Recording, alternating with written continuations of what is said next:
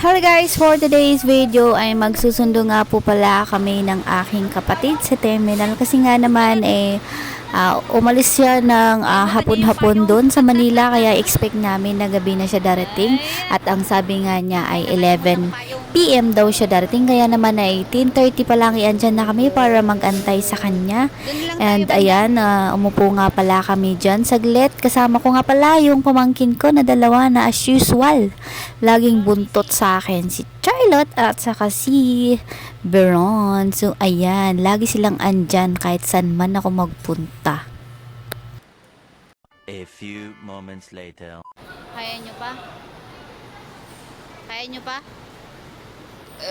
Sa mga oras na ngayon ay nag-iba ang ihip ng hangin kasi ngayong usapan namin na susunduin namin siya sa terminal ay naging Maharlika. Sunduan ba yan? Tataguan namin siya.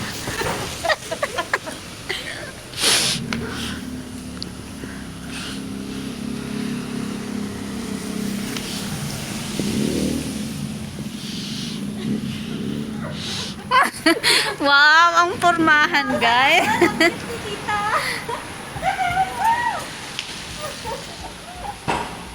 Ay, sige, daan lang po.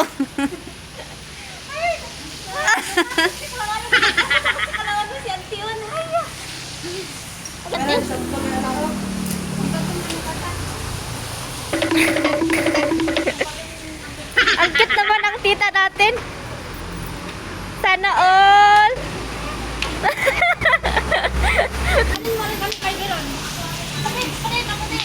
Ayan, yung mga, ay nako, inantay-antay namin siya sa terminal. Nung pala naglakad ng naglakad, pumunta na pala dito sa Maharlika.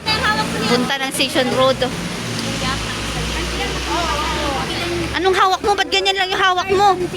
Tapos, Ay, buti na lang. Few inches later. For today's vlog. For today's vlog, namumroblema kami kung saan kami kakain kasi wala nang dine-in.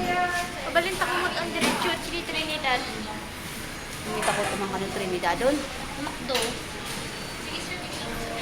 Nakdo.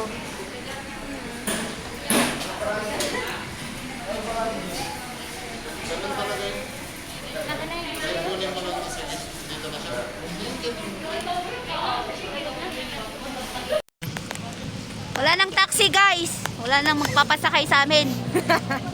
Labas nito, lakad. Diba? Nga eh.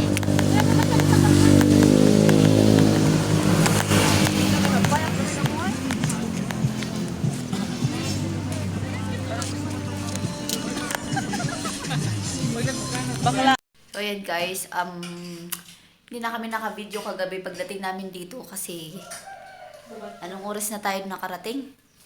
Mga mag-aalauna na. So ayan, morning na naman kumakain ng mga kumakain na sila.